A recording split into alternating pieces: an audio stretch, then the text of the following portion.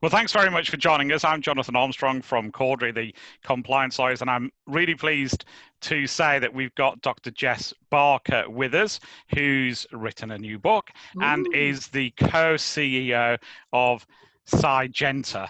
So, Jess, thanks very much for joining us. We have an odd introduction in that we were initially introduced by my daughter, who spoke with you at an event on cybersecurity for girls. Yeah. How did you get into that originally, and how did you get into cybersecurity? Yeah, it's funny how the cybersecurity community works and how we sometimes meet one another.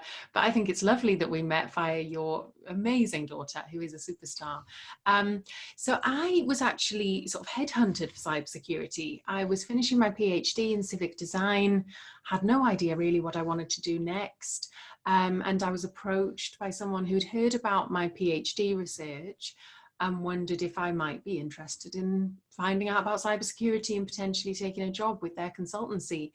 And I really didn't know anything about the field. I thought it was hugely technical to begin with, and then I started to realize the role of people and sort of realized, okay, maybe I could do something interesting with my background, the civic design, sociology, politics, urban regeneration kind of stuff I'd been doing before. A lot of which involved talking to people. And so I thought I'd give it a go. And then from that point, I was then, once I started to get my feet in the field a little bit, I really wanted to engage as much as I could with things like the cybersecurity challenge, which is how I came to know you, to help other people then who maybe weren't aware of what the industry was, to actually get to know it a little bit more and potentially, and sort of investigate it as a career. And how important is it to widen the community and have people from different backgrounds and different interests? I think it's really important. Technology is it's so ingrained in everything that we do, and it can have such an impact on our lives. And security, we've seen this year how important technology is to all of us. And so we need to make sure we've got security alongside that, because the more connected we are, the more that can open up vulnerabilities. And if we don't have people from different backgrounds, if we don't have diversity in this industry, people from different ethnic groups, if we don't have good representation in terms of gender and age, socioeconomic status, neurodiversity, then we're missing out on people who are talented, who are skilled, and we're also missing out on the very important need to look at problems in different ways, to think about different life experiences, to consider things that actually, may not have occurred to us because of our background. Someone with a different background can bring that perspective in. Yeah, and one of the things that struck me, in the last few years, and certainly magnified during the pandemic, is actually a lot of the gangs attacking organizations are really quite good on diversity. So you might, from some of the investigations we've been involved with, you might have a Russian or Eastern European group that are, let's not use the word, well, somewhat nerdish, and developing the exploit, and then connecting with another gang that might be based in Africa, for example, who are really good at social engineering and marketing and getting people to click on links that might launch the exploit that's been developed halfway around the world. So is it just me, or is it the case that unless we get more diverse, or at least as diverse as the people who are attacking us, then that increases our vulnerability as well, doesn't it? Absolutely. It's such a good point. The gangs don't discriminate. They recruit based on who can do the job, who has the skill, who has the experience and the knowledge. And we need to do the same. If we don't respond, if we don't make sure that we build our teams with the same kind of diversity and able to think about that from the attacker perspective as well, then we're always going to be sort of fighting an uphill battle. Mm-hmm. So what a lot of what you've done and a lot of what the book does is look at education and telling people about current threats. And I guess another hobby horse of mine is that people keep concentrating not even on yesterday's threat, but on a threat from the 90s or the early 2000s in, and tell people that phishing emails always start with by the grace of God I have selected you, and end with yours in a spirit of open cooperation. And they tell people that almost unless something follows this set format, then it isn't a phishing attack, and people click on links as a result. But phishing attacks are much more sophisticated. They evolve, they mirror developments in the real world in hours now. So how important is that education piece for businesses? It is so important, and you're absolutely right, Jonathan, that many people haven't kept pace with the fact that social engineering, phishing, spear phishing, it has all become so much more sophisticated. Even communicating the fact that it's not just emails, that we have to be wary in terms of text messages, social media contact, WhatsApp, phone calls, which we've seen, with Twitter and subsequent attacks after that. The attackers are constantly evolving in their methods and in terms of their level of sophistication. So we need to make sure we keep pace and we educate people so that people understand. For example, a member of our team at Sygenta, they received a phishing message over WhatsApp. And it was trying to get the two-factor verification code from them. Looked like it came from a friend. You're about to receive my code. It's going to you by mistake. Can you send it to me? And it ended with some emojis, like kissing emojis. And when our team members showed this to some of their friends to raise awareness, one of them said, well, it can't be from a hacker. Hackers don't use emoji, do they?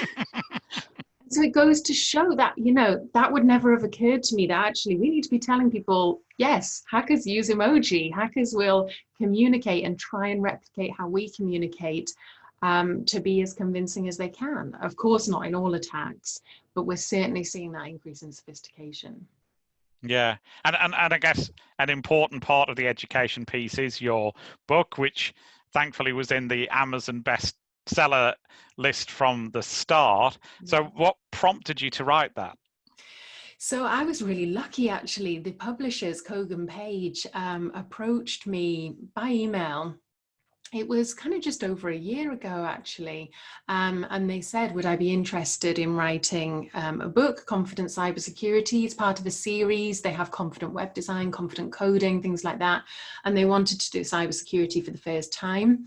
And it just felt so perfect. A lot of my work is about, as you've said, helping to educate people, helping people who want to enter the industry understand it more, helping board members actually get up to speed on it. And these were some of the aims of the book.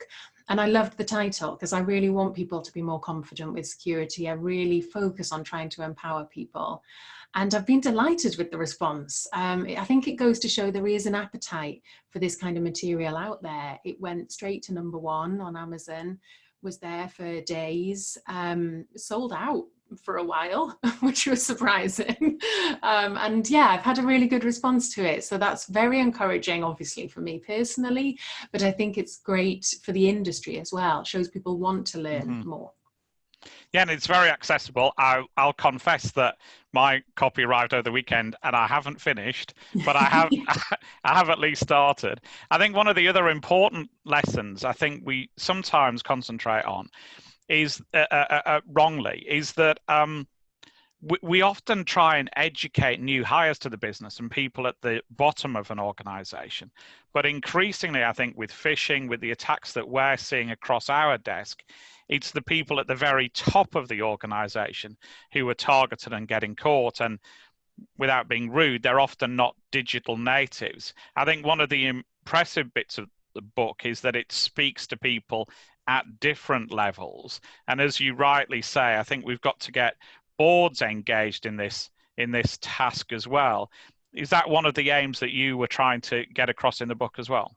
Yeah, absolutely. It's something I think because of my experience with Sygenta, we do awareness raising targeted at lots of different groups in organizations, and we really see the value of tailoring messaging. So what you say to new starters about cybersecurity is going to be very different to what you say to the board. And so it was really important to me that we have a chapter in there on, you know, how to be a board member in terms of cybersecurity for current board members, but for also for anyone who has that as an aspiration. And it's also something that comes through because I'm the chair of Club CISO, and we have over 400 members, all information security leaders, you know, CISOs or equivalent. And it's a common discussion in Club CISO of actually how do we get the board more engaged in this.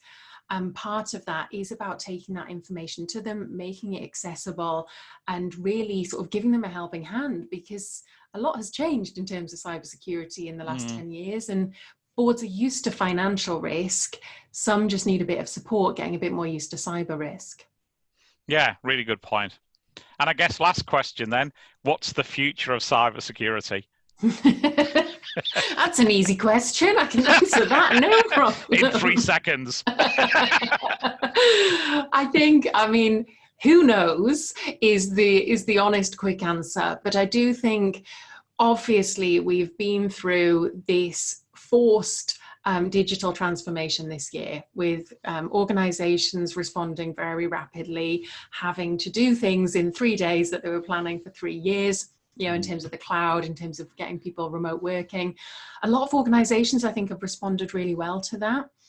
But we have to bear in mind that actually we may have done things quickly because we had to, that we now need to review, you know, that we need to make sure actually people are going to be working from home to some extent more now for a while than we might have anticipated. So actually, is our setup as secure as we want it to be? How are we doing awareness raising? What are we doing to make sure our culture is still security focused, even though people are all remote? Because social engineering is going to continue, and it's going to continue to get more sophisticated, and the attackers know the position we're in, they know what we're dealing with, and they're seeking to exploit it. So we need to just make sure we're as prepared as we can be for that. Yeah, well, fantastic note to end on. Thanks so much for your time, Jess. Really interesting. I'll show the book one more time. Thank you, Jonathan. It's been my pleasure. Thanks everyone for watching as well. Bye now.